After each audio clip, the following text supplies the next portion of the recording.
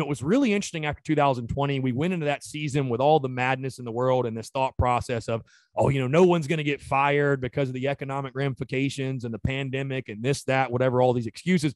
And I feel like we saw even more change in the SEC that we normally see. And I think a lot of schools felt, after South kind of pulled the trigger, you saw a lot of other schools follow suit. But Shane Beamer gets the job.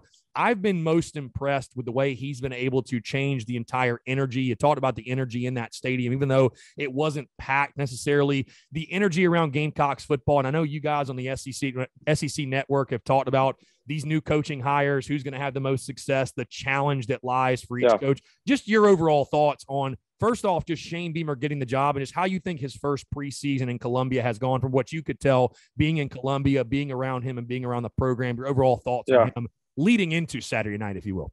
Well, first and foremost, when I first heard the name Shane Beamer being tossed around as a guy that might be the next head coach there at South Carolina, I didn't know a ton about him, to be honest. I didn't necessarily understand the tie that existed between him and the university. But as I heard more from people that are on the inside there, more people that knew him when he was in South Carolina on the coaching staff as an assistant, it made more and more sense. And then when he was hired, to see the emotion that he had for coming back to Columbia, for coming back to that program, it made even more sense. And now you're right, there's a new renewed enthusiasm in the fan base and just energy in that building, man. And walking around and talking with not only Coach Beamer, but the assistants, with some of the staff that's there, like it just seems like it's a new era, which obviously it is. And at the end of the Coach Muschamp era, the end of last season, things were pretty low. But I just, I know it's going to be a long road, but at the same time, I also know that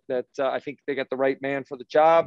And I think he's got a commitment to that program that few other head coaches probably would have had. So I think South Carolina tapped the right guy for sure.